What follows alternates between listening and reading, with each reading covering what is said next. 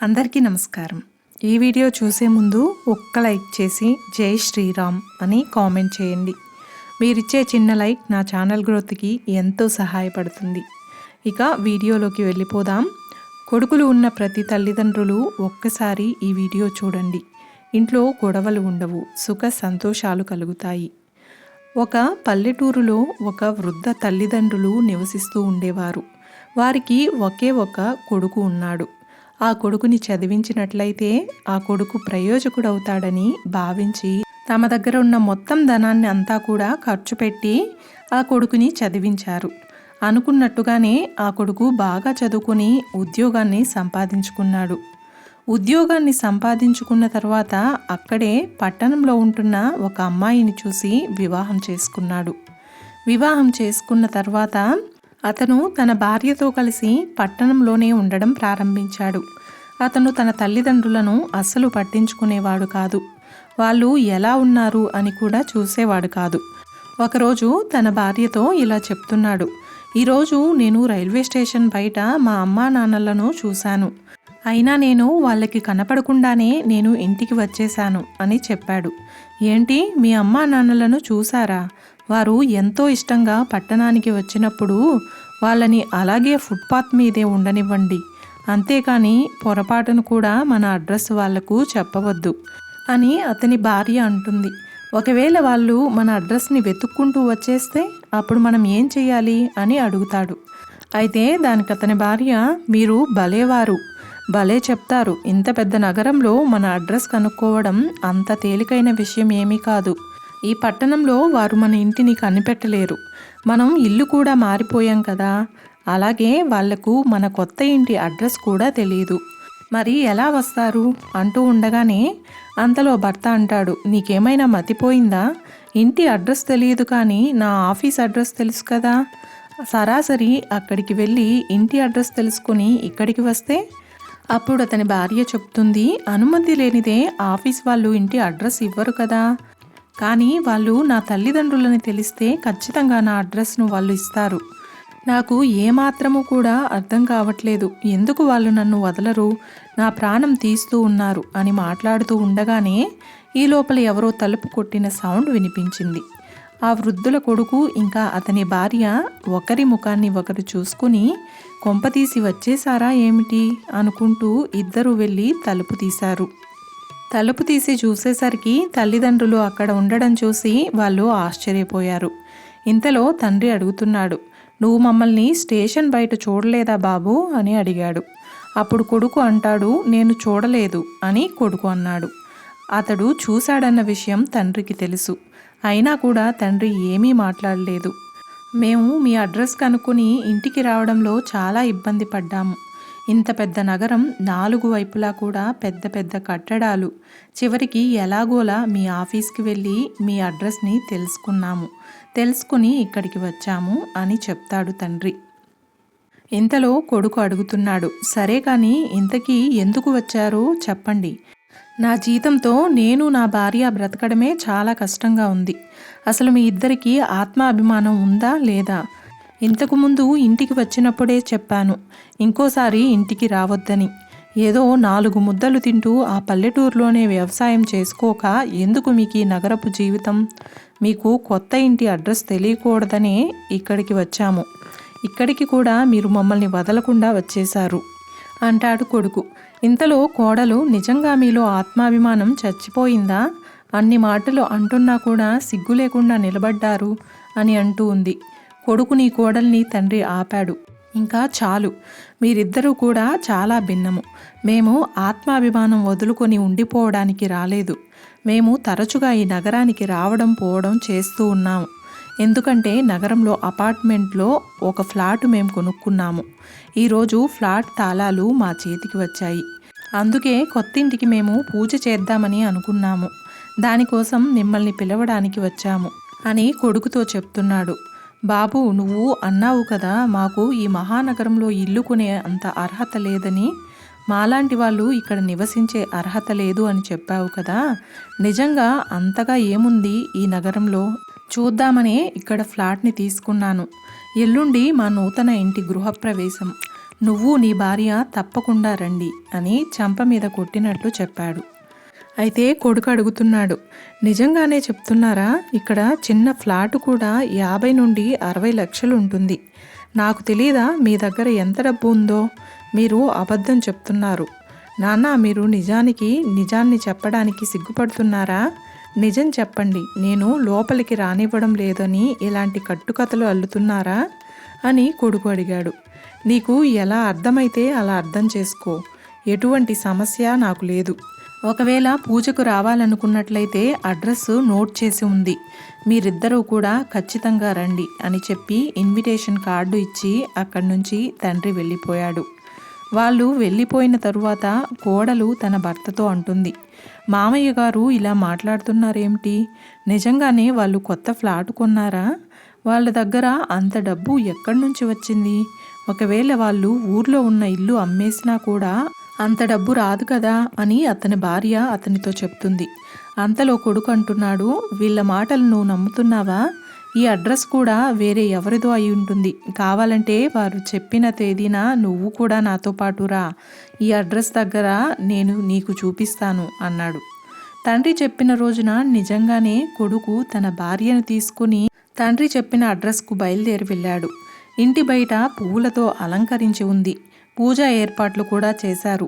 అది చూసిన కోడలు తన కళ్ళను తానే నమ్మలేకపోయింది. వెంటనే తన భర్తతో అంటుంది, నిజంగానే ఈ ఇంటిని మామయ్య గారే కొన్నారనుకుంటా. ఈ ఏర్పాట్లన్నీ కూడా చూస్తూ ఉంటే మామయ్య గారే కొన్నట్లు అనిపిస్తుంది అని భార్య అంటుంది. అప్పుడు భర్త అంటాడు, నాకు కూడా అర్థం కావడం లేదు. ఈ సొసైటీని చూసావా? ఇక్కడ ఒక్కొక్క ఫ్లాటు కనీసం 1 కోటి రూపాయలైనా ఉంటుంది. ఇంత డబ్బు నాన్నగారికి ఎలా వచ్చింది అనుకుంటూ భార్యాభర్తలు ఫ్లాట్ లోపలికి వెళ్ళారు. వాళ్ళని చూసిన తండ్రి చిరునవ్వుతో రండి రండి అంటూ చాలా సంతోషంగా లోపలికి ఆహ్వానించాడు. అప్పుడు తండ్రి తన భార్యతో చెప్తాడు, వీళ్ళకి కూడా ప్రసాదాన్ని పెట్టు అని చెప్పడంతో తల్లి లోపల నుండి ప్రసాదాన్ని తీసుకుని వచ్చి వాళ్ళిద్దరికీ పెట్టింది. పూజారి పూజా సామాగ్రి, ఇల్లంతా పూలతో అలంకరణ ఇవన్నీ చూసిన కొడుకు తండ్రితో అంటున్నాడు, నాన్న, పూజారి గారు తప్ప ఇంకెవ్వరూ లేరు ఏమిటి అని అడిగాడు. ఈ నగరంలో నాకు ఎవరు తెలుసు కనుక, అయినా పిలిచినా ఎవరూ రారు, అందుకే మిమ్మల్ని మాత్రమే పిలిచాను అని తన తండ్రి అన్నాడు. నాన్న, నిజంగా ఇంటిని నువ్వే కొన్నావా అని మళ్ళీ అడిగాడు. మన ఊరిలో ఉన్న ఇంటిని అమ్మేశావా ఏంటి అని అడిగాడు. అప్పుడు తండ్రి చెప్తున్నాడు, బాబు, ఊర్లో ఉన్న మన ఇల్లు కేవలం ఇల్లు మాత్రమే కాదు, అది మనకి జ్ఞాపకం. దానిని అమ్మి వేస్తానని ఎలా అనుకుంటున్నావు? అయినా అక్కడి ఊరు విషయమే వేరు. అది మీకు వివరించాలని ఇక్కడ నేను ఒక ఇల్లు తీసుకున్నాను.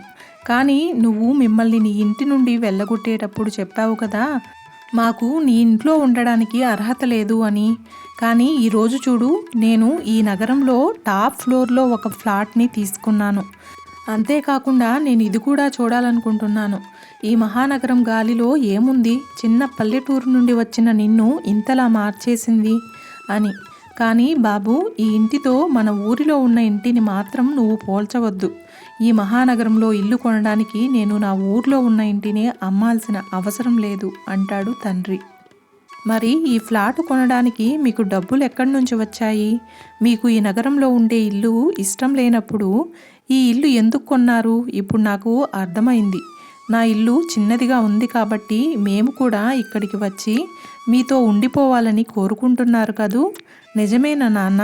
ఇల్లు చిన్నదిగా ఉన్న కారణంగా మిమ్మల్ని నాతో పాటు ఉంచుకోలేదు. ఇంత పెద్ద ఇంట్లో అందరం కలిసి ఉండొచ్చులే అని ఇంటిని తీసుకున్నారా అని అడిగాడు కొడుకు. అయితే తండ్రి అంటాడు, ఒక వ్యక్తి ఇంత నీచమైన స్థితికి ఎలా పడిపోతాడో నాకు తెలియడం లేదురా. అందుకే ఈ మహానగరమన్నా, నగర వాసులన్నా, వాళ్ళ మాటలన్నా నాకు నచ్చదు. మీరు మా పట్ల ప్రవర్తించిన తీరుకి మిమ్మల్ని మాతో పాటు ఉంచుకుంటామని నువ్వు ఎలా అనుకుంటావు? ఇప్పటి వరకు మేము ఊరు వాళ్ళమని చాలా అవమానకరంగా మాట్లాడేవాడివి. ఇప్పుడు చూడు, ఈ ఫ్లాట్ చూసిన తర్వాతే నీ మాట తీరును ఎంతగా మార్చేశావో. మా పట్ల మీరు వ్యవహరించిన తీరును ఈ జన్మలో మరువలేను. నీ ప్రశ్నలకు నేను సమాధానం ఇవ్వవలసిన అవసరం కూడా నాకు లేదు. కానీ నీకు చాలా ఉత్సాహంగా ఉంది కదా తెలుసుకోవాలని. నేను ఈ ఫ్లాటు ఎలా కొన్నాను అని మేము చిన్న ఊరు నుండి వచ్చాము అని, ఈ మహానగరంలో ఉండే అర్హత లేదు అని అవమానకరంగా మాట్లాడే మీకు మేము కూడా ఈ మహానగరంలో ఉండగలము అని గుర్తించాలని నేను ఈ ఫ్లాటు కొన్నాను. నా వ్యవసాయ భూమిలో కర్మాగారాన్ని నిర్మించడానికి ఒక ప్రైవేటు కంపెనీ వాళ్ళు నా భూమిని మంచి ధరకు కొన్నారు. ఆ వచ్చిన డబ్బులతోనే నేను ఈ ఫ్లాటును కొన్నాను. ఈ విషయం గురించి మీకు చెప్పడానికి నేను ముందు కూడా మీ ఇంటికి వచ్చాను. కానీ మీరు మా పట్ల వ్యవహరించిన తీరుకు చెప్పాలనిపించలేదు. నువ్వు ఈరోజు చెప్పిన ఈ మాటలు ఒక్కసారి గుర్తు తెచ్చుకో. నువ్వు ఆ రోజు చెప్పిన మాటలు నాకు ఇంకా గుర్తొస్తున్నాయి అని తండ్రి గతంలోకి వెళ్ళి ఆ రోజులను గుర్తు చేసుకున్నాడు. కొడుకుతో ఇలా చెప్తున్నాడు. ఆ కొద్ది రోజులు మేము మీ ఇంట్లో ఉన్నప్పుడు నువ్వు ఆ రోజు అమ్మా నాన్న మీరు ఎన్ని రోజులు ఉండి వెళ్తారు? ఎందుకు అడుగుతున్నానంటే ట్రైన్ టికెట్ ముందే బుక్ చేసుకోవాలి కదా, ట్రైన్ టికెట్లు దొరకడం కష్టమవుతుందని చెప్పాడు కొడుకు. ఇంతలో తండ్రి అంటాడు, బాబు మేమిద్దరం కూడా ఒంటరిగా ఊర్లో ఏం చేస్తాము? నాకు కూడా అక్కడ ప్రస్తుతానికి ఎటువంటి పని కూడా లేదు. మేం కూడా మీతో పాటే ఉందామని ఆలోచిస్తున్నాము. కానీ ఈ ఇల్లు కొంచెం చిన్నదిగా ఉంది, అందుకే అని అంటున్న తండ్రితో, కొడుకు మీకు ఇల్లు చిన్నదిగా ఉందని తెలిసినా కూడా ఈ ఇంట్లోనే ఉంటామని ఎందుకు చెప్తున్నారు? కోడలు చెప్తుంది, మీ అమ్మా నాన్న వెళ్ళేటట్లు లేరు, తిని కూర్చోవడానికి అలవాటు పడ్డారు, ఇంకెందుకు వెళ్తారు? ఇంతలో కొడుకు చెప్తాడు, నాన్న నేను మీకు కొన్ని రోజుల సమయం ఇస్తున్నాను. ఎంత తొందరగా కుదిరితే అంత తొందరగా మీరు తిరిగి వెళ్ళిపోయే ఏర్పాట్లు చేసుకోండి అని కొడుకు చెప్పాడు. కొడుకు నుండి ఈ మాటలు విన్న తల్లి తండ్రి ఇద్దరూ కూడా చాలా బాధపడుతూ ఆత్మాభిమానం చంపుకుంటూ ఇక్కడే ఉండవలసిన అవసరం లేదు, ఎలాగో ఒకలాగా వెంటనే టికెట్లు చేయించుకోవడానికి ప్రయత్నాలు చేశారు. కానీ వారం రోజుల తర్వాత టికెట్లు దొరికాయి. వారం తర్వాత టికెట్లు దొరికిన విషయం తెలుసుకున్న కొడుకు నాన్నతో ఇలా అన్నాడు, నాన్న ఇక్కడ ఉన్నంత వరకు ఎలాగో ఒకలా నేను మిమ్మల్ని భరిస్తాను, కానీ తర్వాత దయచేసి మళ్ళీ ఇక్కడికి రాకండి అన్నాడు కొడుకు. ఆ తర్వాత రోజు నుండి కోడలి వ్యవహార శైలి మొత్తం కూడా మారిపోయింది. అత్తగారితో మొత్తం ఇంట్లో ఉన్న పనులన్నింటినీ కూడా కోడలు చేయించేది. ఒకరోజు ఉదయాన్నే అత్తగారు ఇలా అంటుంది, అమ్మా నాకు ఈరోజు ఎందుకో ఉదయం నుండి కొంచెం బాగా గుండెల్లో ఏదో దడగా అనిపిస్తుంది, ఈ రోజుకు వంట నువ్వే చెయ్యమ్మా అంటుంది. అంతలో కోడలంటుంది, ఇక్కడికి వచ్చిన కొత్తలో అసలు ఇంటి పని అంతా కూడా చకచకా చేసేవారు, ఇప్పుడైతే మీ కొడుకు ఇంటి నుండి వెళ్ళిపోమన్నాడో అప్పటి నుండి మీ ఆరోగ్యం బాగాలేదు అని సాకులు చెప్పడం మొదలుపెట్టారు అని అంటుంది కోడలు. అలా ఏమీ లేదమ్మా, నిజంగానే నా ఆరోగ్యం బాగోలేదు. అత్తగారు కళ్ళు తిరిగి పడిపోయింది. వెంటనే కోడలు తన భర్తని గట్టిగా పిలిచింది. ఆ శబ్దానికి మామగారు కూడా గదిలో నుండి పరిగెత్తుకుంటూ వచ్చాడు. కొడుకు కాసేపటికి తాపీగా వచ్చాడు. తన భార్య పరిస్థితి చూసుకున్న పెద్దాయన కొడుకుతో చెప్తున్నాడు, బాబు వెంటనే అంబులెన్స్ను పిలిపించు, మీ అమ్మను తొందరగా హాస్పిటల్కు తీసుకొని వెళ్ళాలి అని తండ్రి అన్నాడు. ఇంతలో కొడుకు అంటున్నాడు, కాస్త కళ్ళు తిరిగి పడిపోతేనే ఎందుకలా అరుస్తారు? ముఖం మీద కాస్త నీళ్లు చల్లండి, అమ్మకి మెలకు వస్తుంది, మీరు జరగండి అని చెప్పి తన తల్లి మొహం మీద నీటిని చల్లాడు. కానీ తల్లి స్పృహలోకి రాలేదు. అది చూసిన తండ్రి చాలా కంగారు పడిపోయాడు. వెంటనే అంబులెన్స్ను పిలవండి, నాకు ఎందుకో చాలా భయంగా ఉందని చెప్పాడు. పిలవగానే రావడానికి ఇదేమన్నా చిన్న ఊరు అనుకుంటున్నావా? మీకు తెలుసా ఇక్కడ ఆసుపత్రికి ఎంత ఖర్చు అవుతుందో? ఆసుపత్రి బిల్లు కట్టేలోపే నా మొత్తం సంపాదనంతా కూడా అయిపోతుంది అని కొడుకు చెప్పిన మాటలు విన్న తర్వాత ఆ తండ్రి వెంటనే తన భార్యను 2 చేతులతో ఎత్తుకొని ఇంటి నుండి బయలుదేరాడు. కొడుకు అలాగే నిలబడిపోయాడు. అంతలో కోడలు అంటుంది, మీ నాన్నగారు ఏదో కోటీశ్వరుడిలాగా మీ అమ్మగారిని తీసుకుని వెళ్తున్నాడు, చూద్దాం మీ అమ్మని ఏ హాస్పిటల్లో జాయిన్ చేస్తాడో అని అంటుంది భార్య. అయితే రాత్రి సమయం అవుతుంది, కానీ తండ్రి గురించి కానీ తల్లి గురించి కానీ ఎటువంటి సమాచారాన్ని కూడా తెలుసుకునే ప్రయత్నం చేయలేదు ఆ కొడుకు. ఇద్దరూ కూడా ఇంట్లో నిద్రపోతూ ఉండగా రాత్రి సమయం అయ్యేసరికి కాలింగ్ బెల్ మోగడంతో కొడుకు తలుపు తెరిచి చూశాడు. ఎదురుగా నిలబడిన తన తండ్రిని చూసి, ఇంతసేపటికి ఇంటికి చేరుకున్నారా? అమ్మని శ్మశానంలో వదిలేసి వచ్చారా అన్నాడు కొడుకు. కొడుకు నోటి నుండి అలాంటి మాటలు విన్న తండ్రి నువ్వు ఇలాంటి మాటలను ఎలా మాట్లాడగలుగుతున్నావు? పిల్లల కోసం తల్లిదండ్రులు ఏదైనా చేయడానికి కూడా సిద్ధపడతారు. కానీ పిల్లల నోటి నుండి ఇలాంటి మాటలు విన్నప్పుడు ఎందుకు బ్రతికి ఉన్నామా అని అనిపిస్తుంది అంటాడు ఆ తండ్రి. కానీ నాన్న, మీరు వారం తర్వాత వెళ్ళిపోతారని అనుకున్నాను. కానీ ఇప్పుడు అమ్మ ఈ నాటకాన్ని మొదలుపెట్టింది. నాకిప్పుడు అంతా అర్థమైంది. మీరు ఇక్కడే ఉండిపోవడానికి ఎంతకైనా తెగిస్తారు. కాబట్టి మిమ్మల్ని ఇక్కడ ఒక్క వారం రోజులు కాదు కదా, ఒక్క సెకండ్ కూడా నేను ఇంట్లో ఉంచలేను. ఇదిగోండి మీ సామాన్లన్నీ తీసుకుని ఇక్కడి నుండి వెళ్ళిపోండి అని అంటాడు ఆ కొడుకు. చావు బతుకుల మధ్య మీ అమ్మ ఆసుపత్రిలో ఉంటే అమ్మ ఎలా ఉంది అని అడగడం పోయి అమ్మ నాటకాలు చేస్తుందని చెప్తున్నావా? మీ అమ్మకి ఉదయం హార్ట్ స్ట్రోక్ వచ్చింది. వెంటనే నేను ఆసుపత్రికి తీసుకొని వెళ్ళకపోయినట్లయితే ఈరోజు నేను నీ తల్లిని కోల్పోయేవాడిని. ఉదయం కూడా మీ అమ్మను ఆసుపత్రికి తీసుకొని వెళ్ళాలన్నప్పుడు నువ్వు డబ్బుల గురించి మాట్లాడావు అంటాడు. అంతలోనే ఆ కొడుకు, నిజంగా అమ్మ మరణించి ఉంటే నా తల మీద నుండి ఒక పెద్ద భారమైనా తగ్గి ఉండేది కదా. అయినా బ్రతుకుండి మీరేం చేస్తారు? ఇద్దరూ నా తల మీద భారాలుగా మారారు కదా. అప్పుడు ఒకరి నుండైనా నాకు భారం తగ్గేది కదా అంటాడు కొడుకు. ఆ మాటలు విన్న తండ్రి కొడుకు చేతిలో ఉన్న తన సూట్ కేసును తీసుకొని, చాలా బాగా బుద్ధి చెప్పావు నాయనా. ఈరోజు తర్వాత మా జీవిత కథ తెలుసుకోవాల్సింది ఏమిటి అంటే, పిల్లలను పెద్దవాళ్ళని చేస్తూ వారి వృద్ధాప్యం కోసం కూడా ఏర్పాటు చేసుకోవాలి. లేకపోతే పిల్లలు సజీవంగానే తల్లిదండ్రులను చంపేస్తారు. వెళ్తాను, కానీ ఒకటి గుర్తుంచుకో, నువ్వు నన్ను అవమానించిన తీరు లెక్క కట్టి మరీ నీకు చెల్లించకపోతే నీ తండ్రినే కాదు అని వెళ్ళిపోయాడు ఆ తండ్రి. ఆ తరువాత 20 రోజుల వరకు హాస్పిటల్ బయటనే ఉండి తన భార్యకు వైద్యాన్ని చేయించాడు. ఆ తర్వాత భార్య ఆరోగ్యం కుదుటపడిన తర్వాత ఇద్దరు ఊరికి బయలుదేరి వచ్చేశారు. కొడుకు చేసిన అవమానం గురించి తలుచుకుంటూ తండ్రి మనసులోనే బాధపడుతూ ఉన్నాడు. కానీ ఈ విషయాలు ఏవి కూడా తన భార్యకు తెలియనివ్వలేదు. కానీ తన కొడుక్కి ఎలా అయినా బుద్ధి చెప్పాలని అనుకున్నాడు. అంతలో భార్య, ఎందుకండి అంతలా ఆలోచిస్తూ ఉన్నారు అంటూ పిలిచిన పిలుపు వర్తమానంలోకి వచ్చాడు. తండ్రి వ్యవసాయ భూమిని అమ్మినప్పుడు వచ్చిన డబ్బుతో తన భార్యకు వైద్యాన్ని చేయించడానికే ఆ ధనాన్ని అంతా ఖర్చు చేసేశాడు.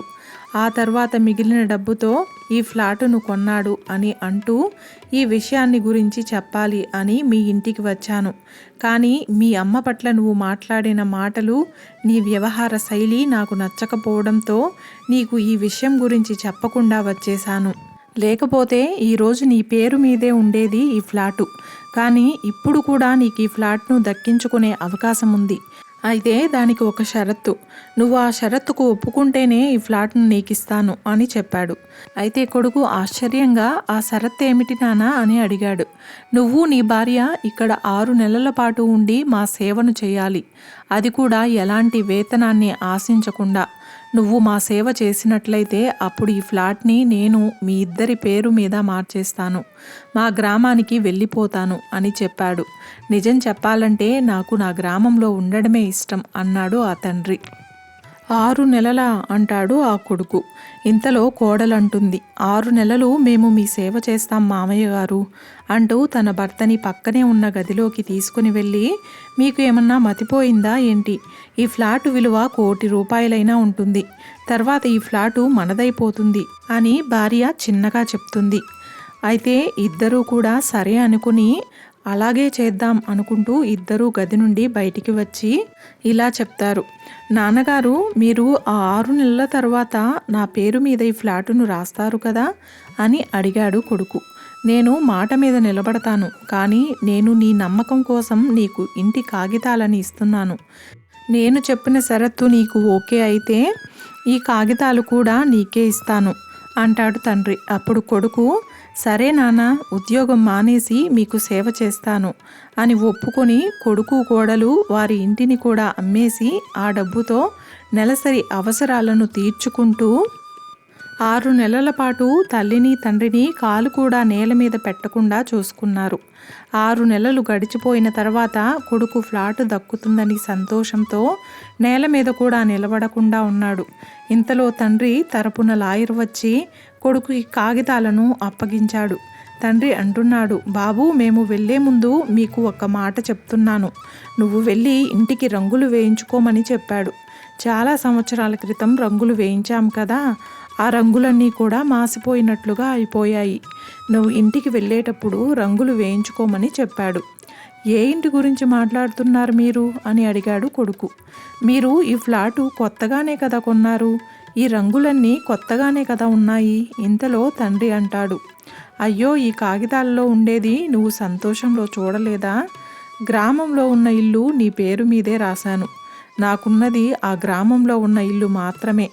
ఇక ఫ్లాట్ గురించి అంటావా, ఈ ఫ్లాట్నైతే నేను 6 నెలల కోసం అద్దెకు తీసుకున్నాను. నగరంలో నివసిస్తున్నాను అనే అహంకారంతో తల్లిదండ్రులను దారుణంగా అవమానించావు. నీ అహంకారానికి తట్టుకోలేక నేను ఈ విధంగా చేశాను. ఇప్పుడు మీరు గ్రామంలో నివసించడం తప్ప మీకు వేరే మార్గం లేదని చెప్పాడు తండ్రి.